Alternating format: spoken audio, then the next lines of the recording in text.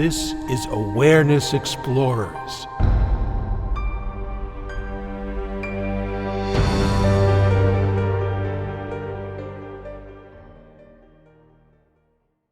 Well, welcome back, Awareness Explorers, to awarenessexplorers.com and Awareness Explorers. I'm Jonathan Robinson. I'm with my co-host, Brian Tom O'Connor.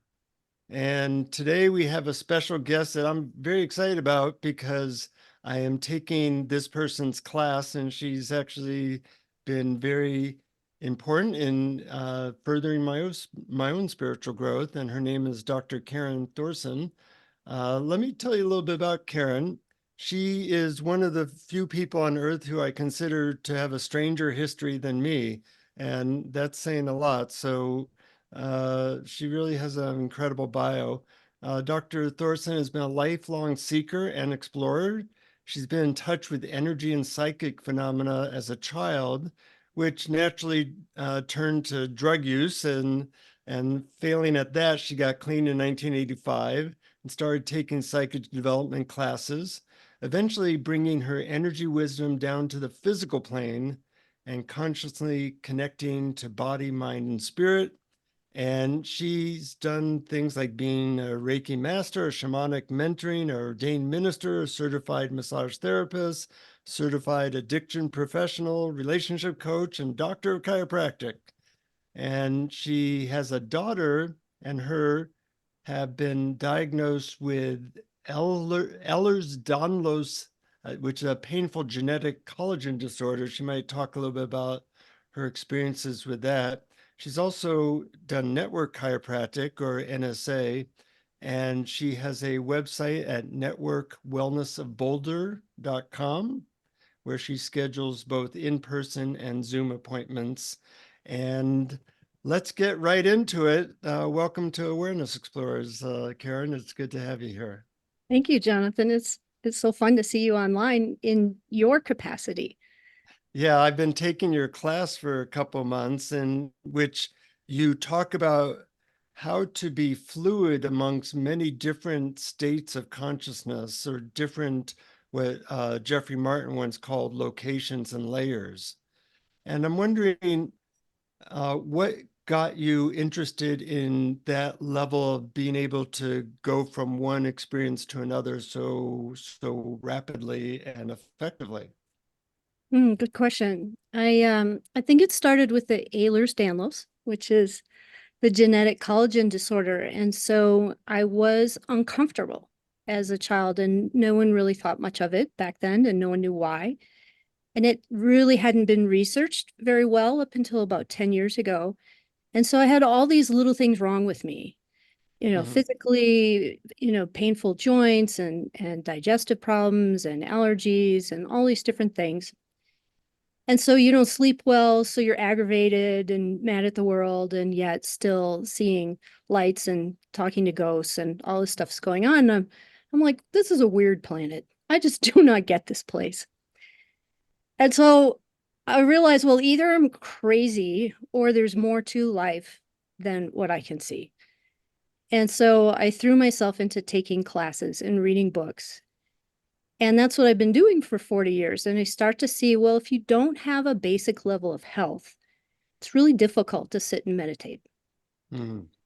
If you don't have any concentration, it's really difficult to stick with it long enough to get anywhere. If you don't know what the goal is or what the heck the person's talking about, it's hard to understand it. It's hard to concentrate on something in particular if you're all around the board, with some of this, some of that, some of the other thing. And then even when you get the energy stuff and you go home to your roommate or your parents or your beloved and they piss you off and you're like, how do I apply this stuff? This is not working. So this whole concept of effortlessness or no suffering, you come to see, or I came to see, that it's about not worrying about the pain that you're in. Mm-hmm. It's about not panicking when you're taking your kid to the hospital. It's about being present with what is. And a lot of what is sucks and you won't like it.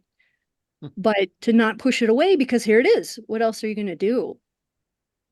You So have an interesting, one of the things I like about you, Karen, is you've managed to go into really unusual and far out experiences and states of consciousness, and yet also run a business and manage to be grounded. We were just talking about how to manage certain websites and things like that. And most people don't have that ability to handle both of those aspects of beingness.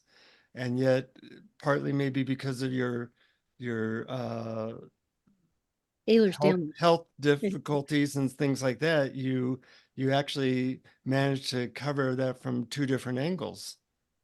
I pretty much had to. And then being a parent of a mildly disabled child, I really had to step up. And Mhm. when my ex disappeared, then I really, really, really had to step up. And so when you're it, you show up.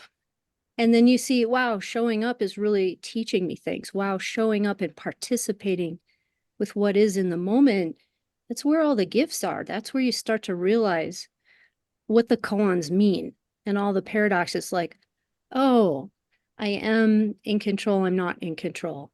I am um, separate and I am part of this whole thing. I need to show up moment to moment to survive. A lot of it was really just plain self-preservation. When Mhm. things were so very, very hard, all I could do was be in the moment and be in the next moment. I didn't have time to worry. I didn't have time to ruminate. There just wasn't an option. And after a few years of that, you could go like, wow, I'm just in the moment. I didn't plan it.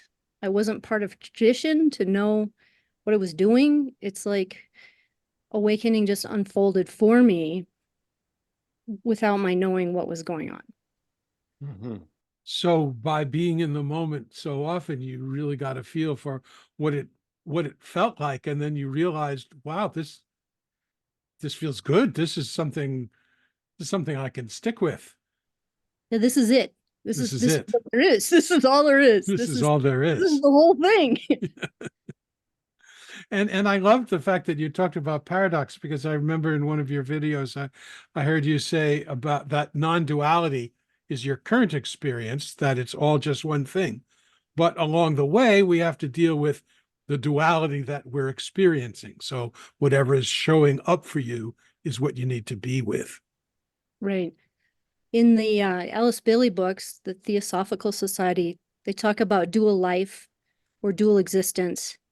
So you've got one foot in that absolute radical non-duality of, we're all one and nothing's really happening and you don't have to do anything. And you've got the other foot in a householding where your child is handing you a permission slip and you have to find the money to pay for the trip and drive her there and send lunch. So most of life is really pretty simple when you're just in the moment. You just do those one or two things that you have going on and you're doing your being. When you're there as a conscious being, when you're there really opening to what is, and yet what is still a big to-do list. You're still doing the laundry. Mhm.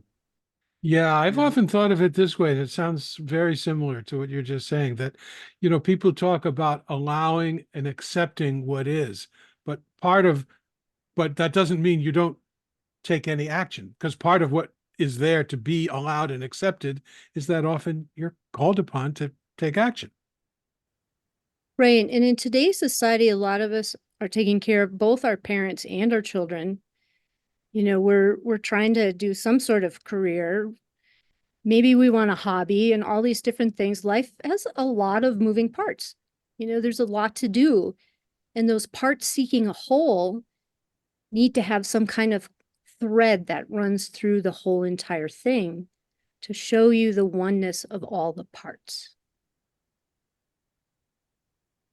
So in that I'm in a class that you teach on fluidity. I know that you have like granular detail about a lot of different states of consciousness. And when I say granular, I'm talking granular. Pages and pages of notes. Yeah. Yeah.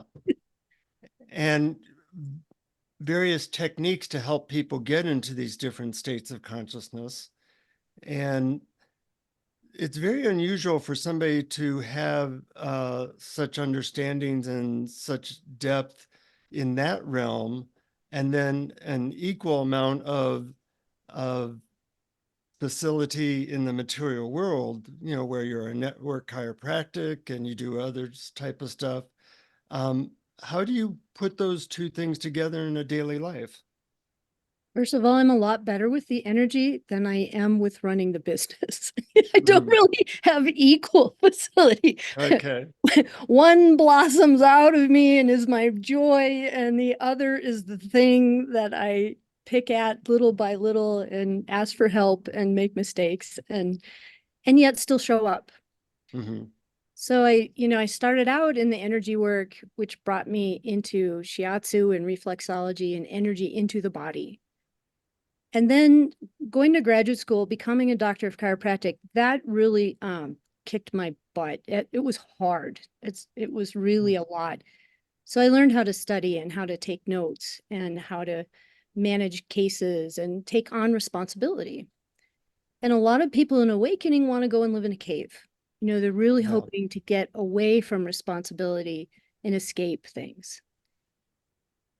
And so you throw being a parent on top of that, and my whole life between being a doctor and a parent is about being responsible for other people's health and well-being. So you pay attention and you show up because the consequences can be strong. Mm-hmm. It's not just, I lost a sweater or something. It's somebody's going to the ER if things aren't working out. And a lot of the clients that see me don't have insurance. And so I'm it. I'm their person for really discussing their traumatic situations and their everything from the cancer that they're trying to manage to their kids coming out as transgender to they're seeing ghosts and having lucid dreams to whatever it is may be. Having worked with a population from birth till death, and men and women and rich and poor and people living in their cars and trust funders in Boulder, I get all the stories, Yeah. all the stuff. And so you move from thing to thing to go, oh, okay, let's do this now. And let's change your bandage now. And then the next person, let's talk about your divorce now. So whatever it is that's showing up, that's the grist for the mill. That's your doing. That's your being trying to show up and saying, okay, here's the problem. How do I change apartments? Well, what's coming up about that? Is it resistance to spending money? Is it your reputation? Is it not living up to your parents' expectations? What is it that's making this to be a problem at all, rather than just a life experience? And so thing after thing after thing, it's like, wow, then you see the thread. This is fluidity is about seeing the thread of oneness through the whole entire thing. Seeing the joy, seeing the love, seeing the sorrow. If you care enough to have sorrow, you still cared about something. In your class, you're giving people kind of techniques that are very individual to a person. Like, let's say I want to get into what could be called a love state. You will mention about, what are the triggers, what body positions help, what thoughts help, what scenery helps. And it's all very specific and unique. I'm wondering, when you're talking about what you do in a more generic way, how do you talk about how to help people into these different states? Every system is unique and particular, and there'll be some detail. There'll be some little detail that's stopping you from liberation in that moment. Mm. And looking at Jeffrey's stuff, it's amazing the difference between saying, is it just this? Is it just that? It's just now. It's just existence. It's just silence. And your brain will go, no, no, no, no, no, no. And then somewhere along the line, you hit the right word and you go, it's just oneness. And you go, ah, oh, yeah, there it is. There it is. It's just oneness. And you're like, all right. And the everything opens up.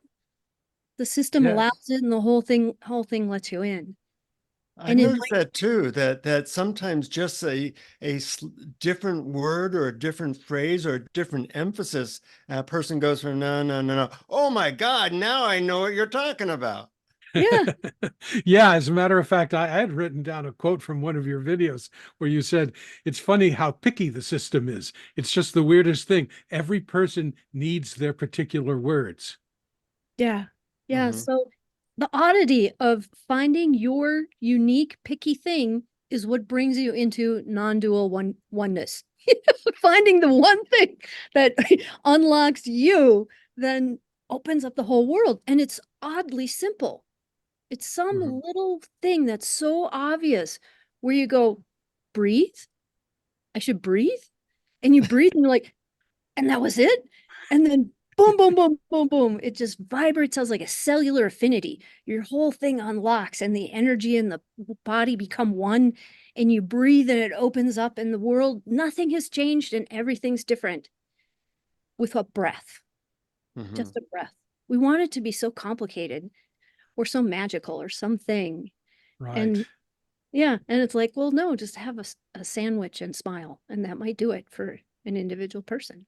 Yeah, yeah. One of my teachers, Stuart Schwartz, would, when you had an emotion, he would just say, anger is here. Take a breath.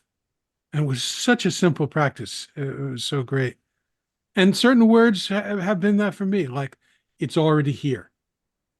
Mhm. So when I first heard that, that was huge. Yeah. But everybody, as Jonathan and I often talk about, everybody is different. And that's why it's so great to present a lot of different ways to approach it. Right. And classically, you go home and tell your spouse it's already here. And your spouse is like, what are you talking about? Yeah, exactly. Right, exactly. This is not their phrase. Sure, sure. And not only things work differently for different people, but even for the same person at different times of the day. Right. And that's Mm. the philosophy behind the locations and the fluidity. In different perspectives, if you're in a very empty perspective, it might be just this. And if you're in a very rich, very full, very heart expanding perspective, it might be everything's love. And you're in a really psychic, psychedelic perspective, and it's like, no, everything's light. Yeah. And so, you unto yourself, depending on what you're congruent with in that moment, depending on what your consciousness is emptying out or filling up, it's like breathing. It's going to empty out, it's going to fill up, it's going to empty out, it's going to fill up. In any particular moment, different things are what you need and what makes sense. Yeah. I'm curious, what advice for our listeners would you give to help them discover their specific, unique uh, keys or locks that help them open to higher states of consciousness? Part of the reason that I took the 45 Days to Awakening class is reading the Finder's book by Jeffrey Martin made so much sense Mhm. that basically a shotgun approach of trying different things long enough that you give it a fair try, but not so long that you get bogged down into failure and your system starts thinking you can't do it. You try one thing and another thing and another thing. So that's key number one. Key number two is those different things really need to be multidimensional. So the people that have seen me that have a body-centered practice, which, is usually network if they're seeing me, but, could be yoga, could be, Frank Yang did bodybuilding, so you have your really body-centered thing. And then you have your EQ where you're working on your emotions, where you're working on growing up and showing up and cleaning up and becoming that better person. The philosophy things are interesting, but they don't tend to help people actually awaken. You have to actually do something. So whether it's breath work and posture and being of service, participation, you really have to participate in something. And whether it's art or music or whatever, being a well-rounded person is really a good idea. And we get so very serious with our spiritual, we're very, very dour and very silent and whatnot. And the joy of life, the joy of living gives you so much more energy, the quality of your energy, the quantity of your energy, the quality of life. You've got something to work with when you're doing different things. So there are some people that find their tradition and do their tradition and really stick with it and go really, really deep. And for a certain segment of the population, we're kind of a bell curve. For some people, that going really deep with one teacher for 40 years is wonderful. I'm on the other end of the bell curve. Let's try some of this. Let's try some of that. Let's change your diet. Let's get you a pet where you're not alone while you're at home, and, practice your eraser breathing. And having those 3 or 4 or 5 things are what makes the difference. It's the same with pain management. A lot of people see me for pain management and they want to have the one and done. Could I just have the one PT exercise that's really going to fix the whole thing and I can eat like crap and while I'm doing it? No, you can't eat like crap and have as good a results.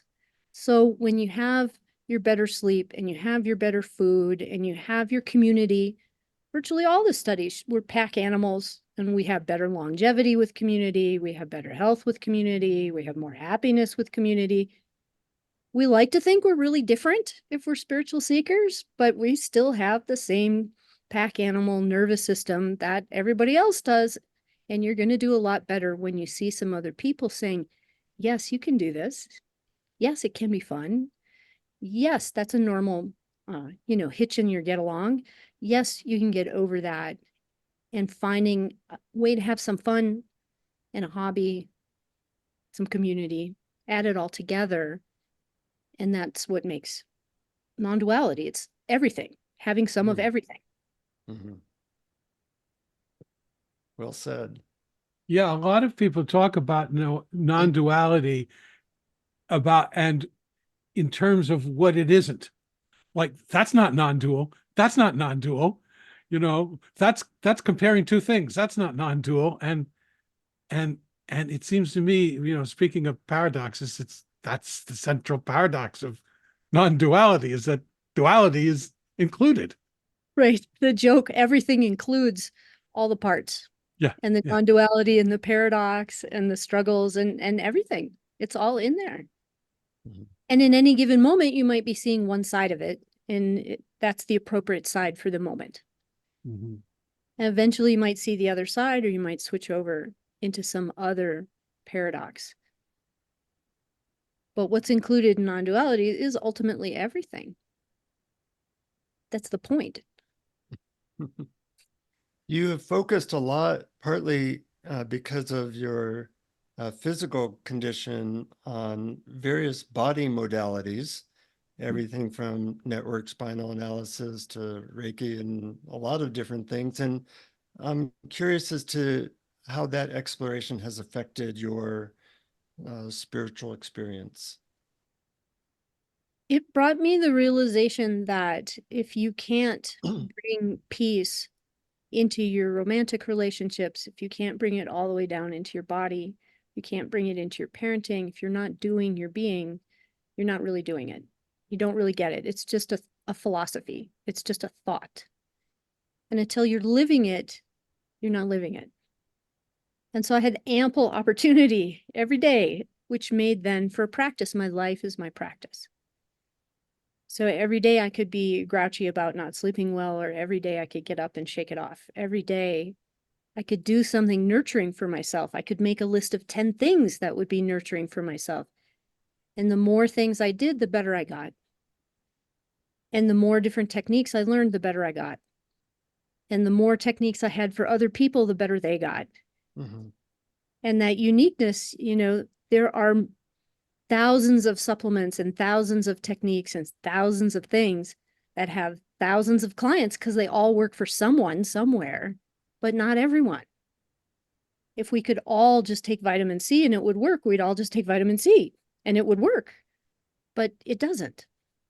We had to find our set of a dozen things that are multidimensional to be able to bring ourselves into the moment of who we are. And when I was 20 was different from when I was 30, was different from when I was 40. So living in the mountains is different than being at sea level. So there are a lot of little details that can really add together to make a difference. So I kept trying things. I had to take some continuing ed for one, and people would show up with different problems, and I go, well, I better go learn about that now. And Yeah. I didn't get diagnosed with Ehlers-Danlos till I was 50 because my daughter is more severe than me. And when we finally got her diagnosed, and they're like, it's a genetic disorder, which means it either came from you or her dad. And I was like, okay. So I got to face the parenting challenge of, no, it really is my fault. Like, really genetically, scientifically is my fault that she has this problem. So then you go like, okay, what do I do with that? Well, I accept it and go, well, there it is. It is what it is.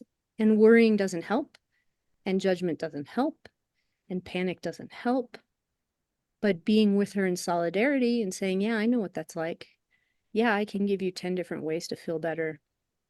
Yeah, I don't think you're crazy. I'm here with you.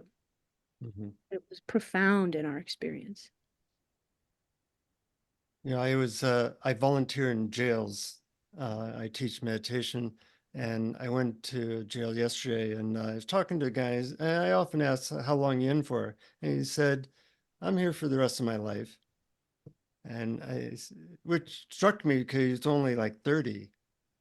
Yeah. And I said, well, what happened? And he said, I was driving drunk and I killed 4 people. And he seemed very balanced and good. I said, how'd you survive that? He said, I had no choice. It was either kill myself or develop a spiritual connection. And I relied on it, and it was a sink or swim situation. And I hear in your life that as challenges came to you, you kept on saying, okay, I'll use this to swim better. Yep. And that attitude is so key. I'm going through some challenges now with a course I'm doing, and it's forcing me to confront some things and learn some things, and sometimes it's been slightly overwhelming, but it's almost a blessing sometimes when you get these challenges if you're up for it. And that Exactly. seems to be your attitude. Yeah. Just go deeper. That's what I thought to myself over and over throughout my life. I'm just going to go deeper. And what's behind that? And what's behind that? And what's behind that? So when you're using your life as a spiritual practice to go deeper versus trying to escape Mm-hmm. is all the difference in the world. It's a tiny little difference. And I mean, honestly speaking, I wanted it to feel better. I was going deeper because deeper felt better. It actually is more successful to go deeper to feel better. So ironically, the minute you give up and the minute you surrender is when it actually feels better. Mm-hmm. Well, one of the things I had on my website for years that is it's not about feeling better. It's about being better at feeling. That's so wise. But when you say go deeper, so just for a practical level, someone has been trying to escape their problems or ignore them or not have their feelings. And if you were to tell them that life is your teacher, you need to go deeper, how would they go about going deeper? Yeah. So if I put it into just a 3 or 4 step thing, number 1, feel your body sensations. Are you clenching your teeth? Are you not breathing? Be here now as a physical being and see how you are holding the energy on the physical plane. So there was one time when my daughter was little and I was mad at something, and she's like, "What's wrong, mommy?" And I'm like, "I'm fine." And she said, "Well, you should tell your face." And I was like, "Oh, all right, that's a good point. I should embody this, and this embodiment." So what's your body actually doing? That's thing number 1. Thing number 2, what are my emotions, my thoughts and my needs? And I really love NVC, Nonviolent Communication, where you go, what actually happened without judgment? What are my emotions? What did I think I was needing? What was it, and how am I holding it that the world is doing something wrong? I needed this and you didn't give it to me. I needed that and it's not on time. So look at, well, what is my actual problem with what's showing up emotionally and mentally? And then finally, I look at what is the energy? What is the opportunity? What is the universe telling me? I need to be bigger somewhere here. I need to be more responsible. I need to be more willing. I need to be more humble. There's something I don't want to do, or it wouldn't be a problem. So in some way, shape, or form, it's saying, no, you need to, you need to spend all night sitting at the hospital. Well, I didn't want to do that. I wanted to sleep. Well, sucks to be you. Show up at the hospital is what you're doing. So I'm fighting reality. How am I fighting reality? Which then leads you back to that story that you got in the NVC of what your feelings and needs were, where you think you know what's supposed to happen. You can compare what you think you thought was supposed to happen, what you thought your needs were, to what's actually happening and what you actually need. Mm-hmm. I need to be a grown-up. I need to pay for this. I need to double my hours. There's something I need to do to make this work. I don't really need, apparently, to have as much sleep as I thought. I don't really need to have a second parent show up for this whole thing. I actually need to be the one that's showing up. That's what was needed. Seems like most people, when they get difficult stuff, they go into blame and self-pity. Mm-hmm. And that's like the cultural way or the normal way. What do you think makes a difference for the people like you who have managed to take suffering and kind of turn it into grace? That place where you have to. I didn't sit down one day and say, oh, I think I would be a superior being if I let go of shame. I literally didn't have time for it. And after some number of months, there was a few years where between all the different legal things and school things and hospital things, my daughter had 200 appointments a year. And I was the only one taking them. I was the driver. I was the financer, so I had to work as well. And I had a second child that was applying for college and learning how to drive and all those other things. So I just did what needed to be done. I did not have time for pity. I didn't have time for suffering. I didn't have time to complain to friends. I didn't have time to craft this wonderful story of woe is me or whatnot. And after some period, a year or two later, I'm like, wow, this is really, a lot has gotten done. And wow, this being in the moment thing really works. It just really, this not sitting and wallowing in your story thing is really oddly great. Yeah. And so you do what you have to do. Necessity is the mother of invention. And frankly, our lives are so easy a lot of the time now that we have the luxury of wallowing. Mm-hmm. Often when things like that have happened to me, and there have been really major challenges that required a lot of time and effort and figuring out and learning, etc. After it was all over, I would get this overwhelming feeling I didn't do it. Yeah. It just kind of happened, even though at the time I was convinced I was doing it. But afterwards, it was like that sort of just did itself. How did that happen? And you've talked about that kind of subject before, about doership and what would you call it in the locations? There's another word I'm not thinking of right now. Agency. Yeah, that's it. Mm-hmm. Yeah, I totally agree. And that was one of my big insights upon discovering Jeffrey's work and going, wow, there's my life laid out in these locations, one after the next after the next. And I had done fairly late locations, like, location 10 when I started Jeffrey's course. And I had no idea. I have no idea how this happened.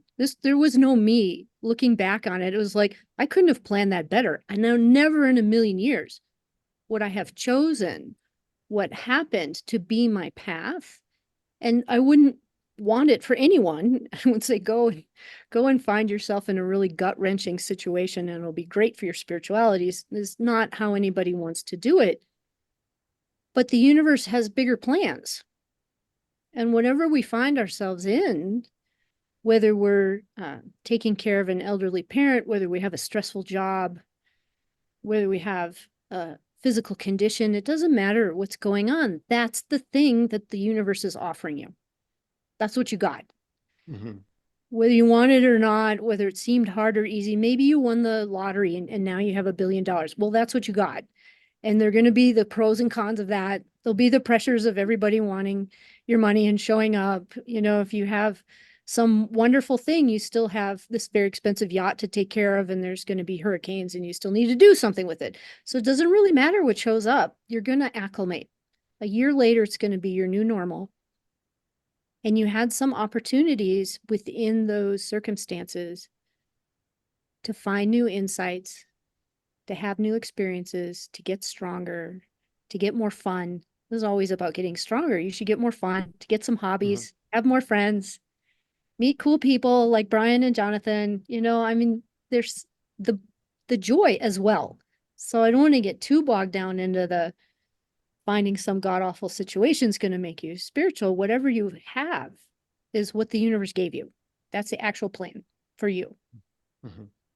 And I like your kind of attitude of what's the opportunity with what I'm being given now. And there's always an opportunity. I remember Ram Dass used to say, your life is your curriculum. You might as well take it. Right.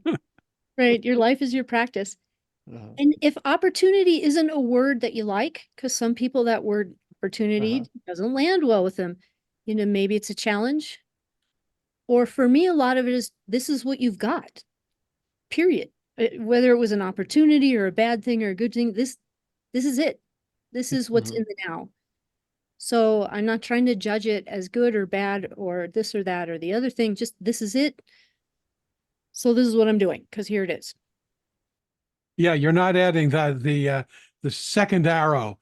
You're in pain or something's happening, and then that's hard enough. But then the idea it shouldn't be happening seems to me what makes it all worse. And when that goes, you can deal with the problems that are happening. Right. So when someone's in physical pain, there's the physical part. And the suffering is everything else. The emotional part of the guilt or the anger or the blame or the shame. And then the mental trying to decide what to do or whose fault it is, or is this the right thing or not? And then the anxiety, the emotions about the thoughts and the thoughts about the emotions as you're judging yourself for being angry about it. And then you're angry about the fact you're judging it, right? This is where it gets piled higher, deeper. If you can, you just summarized my mental state for the last couple of days, and it's interesting because I normally don't live in that state, and it was fascinating to see this shouldn't be happening thought loop going around and around, and what a waste that was. And I finally used a mantra that was given to me by my spiritual guides to stop that thought loop. Which was the mantra, blah, blah, blah. that's a good one. You know, I eventually I'm just sick of listening to these complaining thoughts, you know, it doesn't matter who's to blame or who did what to who or whatever, you know, it's just like, you know, this is on the curriculum, this is interesting, and how will I handle it? It's what you got. It's As Karen says. Yeah. Otherwise, it's an energy suck. You know, it's just not helping. Stuff doesn't. Jonathan knows in my class, rule number 1, don't make a problem where there isn't one. You know, if you can just get to it and get the thing done, get it solved, you haven't wasted a lot of time and a lot of energy and created a lot of suffering about whatever pain is showing up. Don't make a problem where there isn't one. Rule number 2, because life is paradox and there are two sides to the coin, if there is a problem, you better do something about it. And so if you are in pain, if you are throwing up, if your body's having a problem, if they're about to evict you out of your house, you better do something about it. So to have no responsibility and no effort and not pay attention at all, to say, oh, okay, I'll just do what's in front of me and never think about it. People can get into some really unhealthy, unethical situations. Mhm. So you still have to see, well, is this legal? Is this healthy? Is this addiction? Is this codependence? What's happening here that maybe I shouldn't just be doing the thing that was put right in front of me, you know, because my guru said so, or because my partner said so, or the rest of the crowd is jumping off a bridge, I'm not going to jump off as well. So it's that multidimensionality. It's that both sides of the coin. It's you need them both in Yeah. non-duality to see, is this good quality living or not? Mhm. And that's why life is hard, is you need to think about it and not think about it. It's like Jonathan's analogy, and one we talk about all the time on this, the two-wing analogy.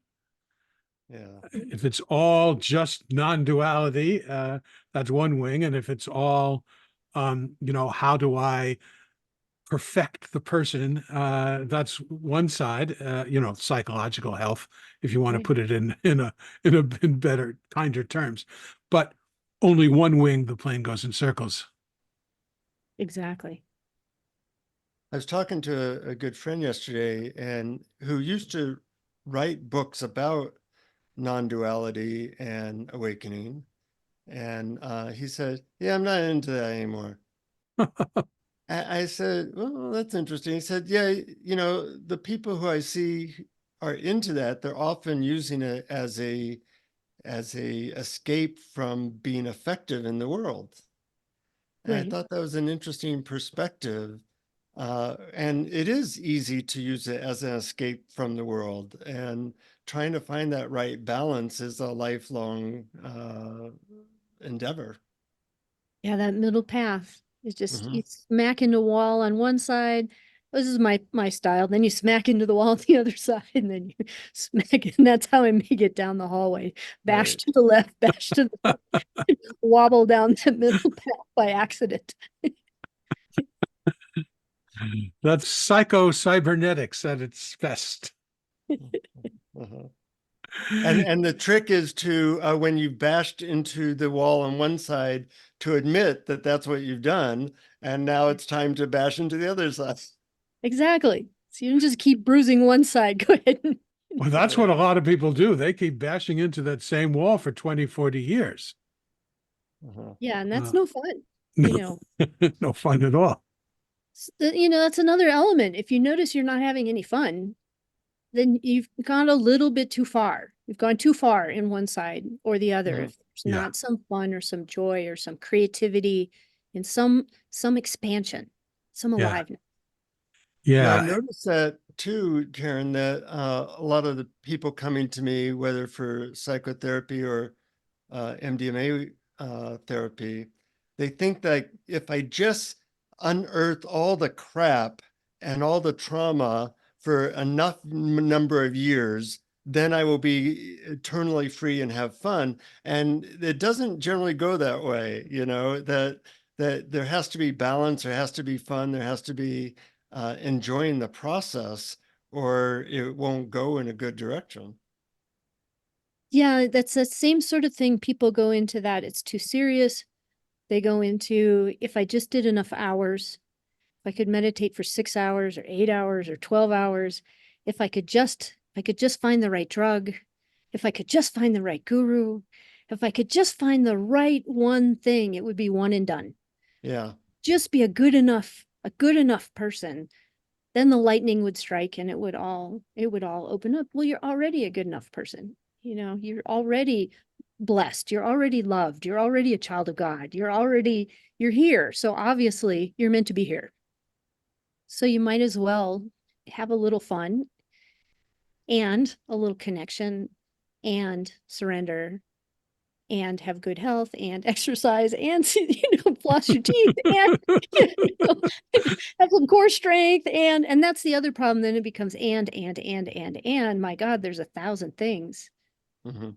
So we can really only do so many. You pick your 3 things, your Mhm. 4 or 5 things that you do in any particular week Not too much, not too little, not too hot, not too Yeah. cold. Find the one that's just right for now. And you have to stay aware to see when it stops working and you need Mm. to evolve to the next thing. Yeah. And all those if onlys that you listed are all future thoughts. It's all this idea that enlightenment or awakening or non-duality is something that's going to happen to you in the future. And this is why I love both your focus on the body and your focus on joy, because, well, first of all, noticing your body sensations can only be happening now. Right.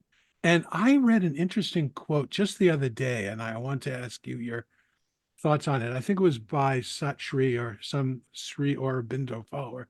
He said, most people don't live in their bodies. They live in the thoughts of the past and future. Bodies are only now. Moreover, our bodies are where bliss is experienced. Bodies are, in fact, how undifferentiated consciousness experiences bliss. I just loved that. What do you think? Yeah, I had heard a quote, I forget who it was, through the body you will find God. Mm. And in the moment, there was a Reiki forum years ago where people were discussing whether groundedness was a concept or experience. And a chunk of the people were saying, no, grounded is a concept. You set the intent, maybe you have a ritual, you do your thing to make it be grounded. And a bunch of other people were saying, no way, man, you're missing the point. Groundedness is taking off your shoes and going outside and feeling the ground. It's an actual experience of an actual thing that you can have in the actual moment. It's wet or it's cold or it's dirty or gritty or whatever it is. You actually having this experience is not just a thought. And then if you can take it to the third level, where groundedness is a meaningful thing that you have in your entire existence, when you commune with the earth, when you feel the wisdom of being supported by the chair, instead of just feeling the texture of the chair, you feel the all-encompassing support of groundedness. It's an identity, it's a non-duality, it's a much bigger, meaningful thing rather than just an experience in the moment. It becomes an eternal always. Hmm. But the thought by itself is nothing. And you go out and have all these different experiences. That's why we're here in a body. Live life in the experience. Have the bliss of feeling the grass between your toes and the sun on your face. And get that little cut where you need to clean it out and have the Band-Aid and do all the things and see the value of shoes and why we would want to be grounded and why we would want to have shoes. And now you start having the wisdom. You start having the multidimensionality. What is the ground? And can I provide groundedness for others? Can groundedness be something even bigger when we do it together? Mm. Very poetic. Beautiful. Yeah. Is there anything you'd want us to ask you that we haven't covered or that you'd want to talk about? I don't know. I'm so in the moment. Us do. too. Yeah. You know, the things across the board that I do recommend to people, one is Jeffrey's 45 days course. It really is a very efficient, very well done place where you can have a big experience of different meditations and find what words work for you. For those who aren't familiar with it, they can find out you can Google 45 Days to Awakening or the 45-Day Challenge, and you'll learn a lot. Or Jeffrey Martin. That's the Jeffrey you're speaking of. Yeah, yeah. Yeah, the 45 Days to Awaken will take you to the actual class. Mm-hmm. And then Epienergetics.com. If you do that, it'll get you to network. And if there is some network person in your area, that's the best body-centered awakening that I know. And then just whatever, try what's in your neighborhood. Try what's around you. Try a variety of different things. You know, go for it. What the heck? Something that sounds really fun and something that sounds really hard and something that you've been meaning to do that you just haven't gotten around to is probably a good one. That one that you know and people keep telling you that you don't do is probably your best first step. And you know, something I've learned from you, Karen, which isn't obvious, is that we all have experienced some type of higher state of consciousness at some point in our life. And just kind of going over what was happening, what were the details that led to that. You know, for a long time, I used to spend this time in this particular church that would get me incredibly high. And then I moved out of the area, so I wasn't in that system anymore. But then I thought, well, what was it about what was going on there that was so valuable? And, you know, we'd be singing these songs of praise and love and doing that in a group. So when I realized that, oh, that's part of my my higher experience ingredient. And then there were some people there that I had these great discussions with. Well, that's part of it. And then there were certain phrases in those songs that really made a difference. And I wrote down those phrases. And now when I repeat those things, I get to have that experience every day. I don't have to travel 30 miles to that particular church or system. And those things are things that we forget, but when you actually put attention on them, they really help you to have higher experiences. They really do. And the system that has helped me the most for finding out your unique experience is human design, which Mm. is a combination of astrology and the I Ching. And so when I, about 10 years ago, saw my human design chart, it really explained a lot about some of the qualities, like part seeking a whole is a big theme in my human design. The detail that shifts you from suffering to liberation is a big factor in my human design chart. And so while it still has free will, you don't have anything where it says you have to be a school teacher or you have to move to India.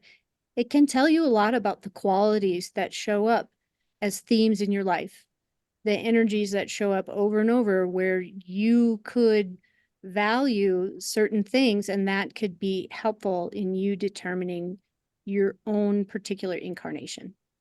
Mm-hmm. So I do human design readings as well as the body work because they're just so personal in being able to You see might who want to put you on your website the 2 or 3 things that you don't know about, because it would be simpler. I don't know about car maintenance. That's when I'm really bad. Okay. Accounting and taxes, definitely. Okay. So yeah, but anything else, you Anything else, know, I'm good. yeah, right, right.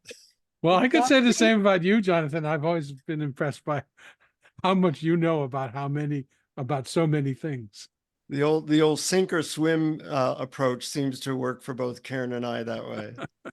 Good. Yeah. Um, I know you're going to be doing a guided meditation. Before that, let people know how they can contact you.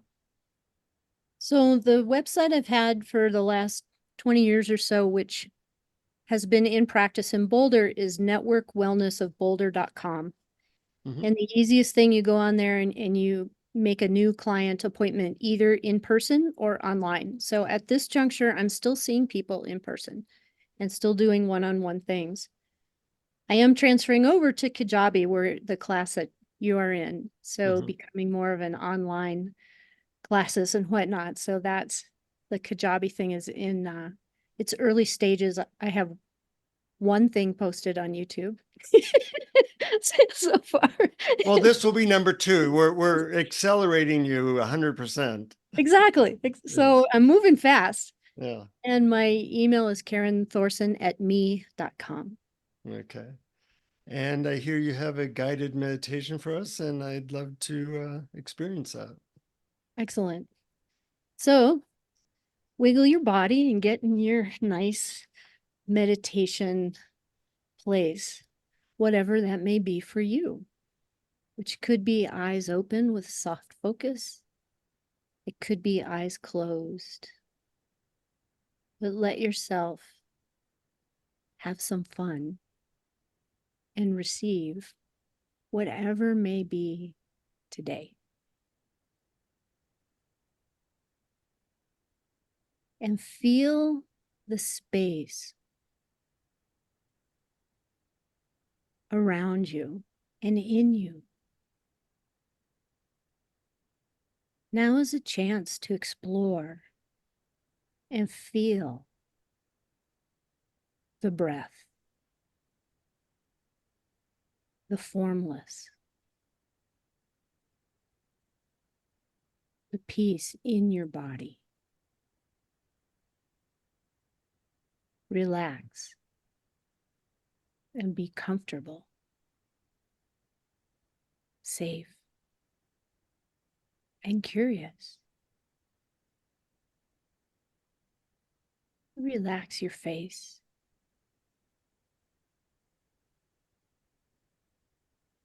Relax your chest.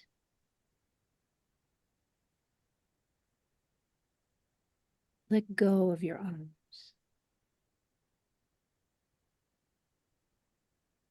Let your legs be heavy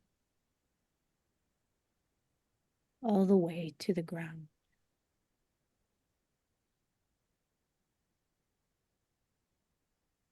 In this relaxed space, we can feel the vast fullness of breath. We can feel the field in and around our bodies, bigger and bigger than our skin, really connected to everything, expanding with life, expanding with wellness, expanding with joy. We can touch existence itself. We are continuously basking in the energy of the universe.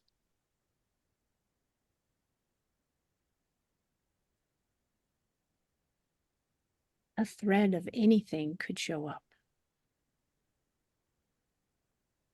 The now is a container for every moment, every possibility.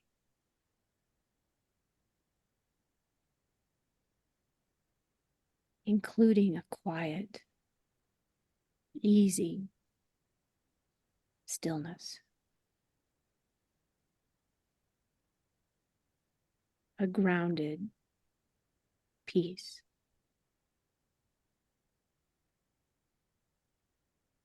Right now, there's nothing to do. We can just let go and be held. Everything just be.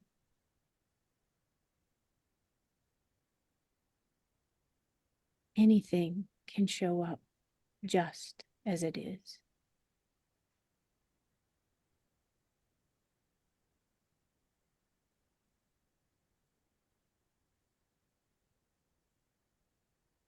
Everything is open and free. Even I could show up in the moment, wanted and needed by the universe. My participation is valuable. I am one with the whole,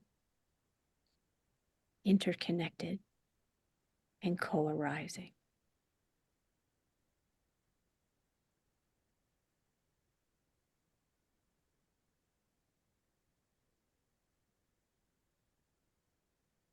And we can feel the breath in our body in the now. We can feel ourselves come back to regular life. and our joyous experiences in the body today. And when you're ready, go ahead and move and open your eyes.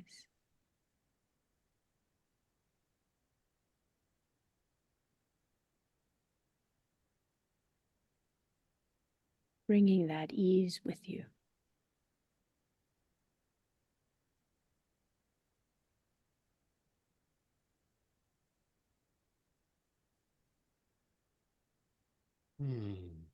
Lovely.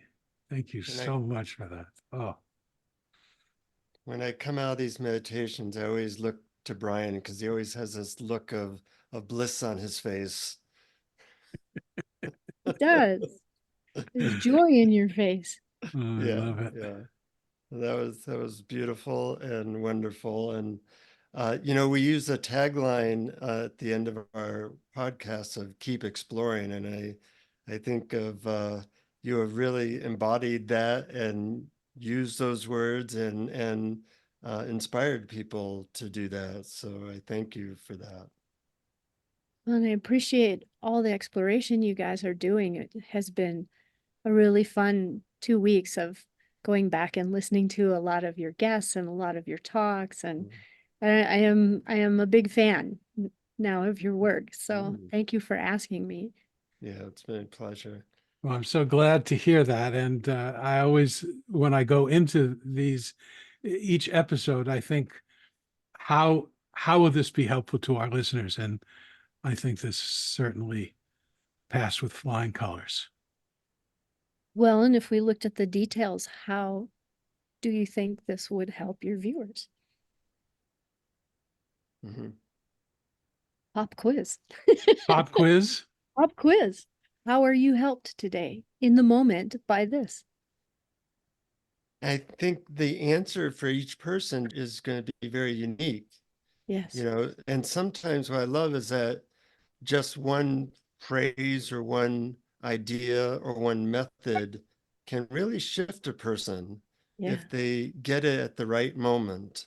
So that question, well, what in today's episode, or what did you hear that makes a difference for you? And something I got is that in a certain way, the challenges of life are asking us to get bigger and stronger in a very specific direction. And if we're listening for that and using that, then in a strange way, suffering is actually grace. Yeah. Yeah. The pain is the gift. I just love your phrase. What do you got? What do you got? It's what's here right now. What's because for me,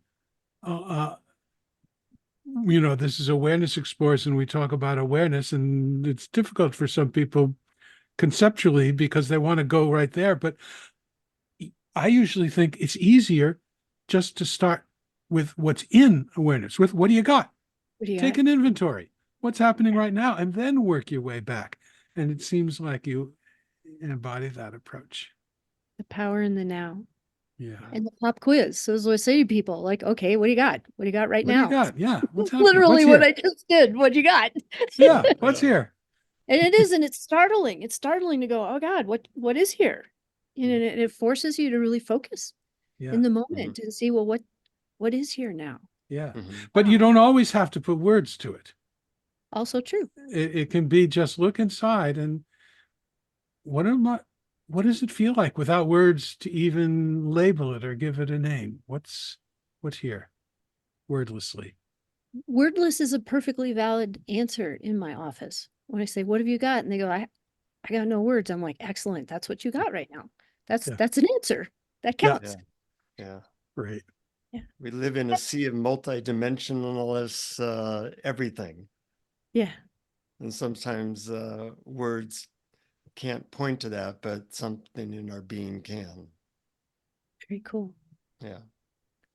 Well, that's a good place to call it a day, but for our listeners and for each of us here, keep exploring. Keep exploring. Keep exploring. Thank you for listening to Awareness Explorers. To learn more, you can check out our website at awarenessexplorers.com.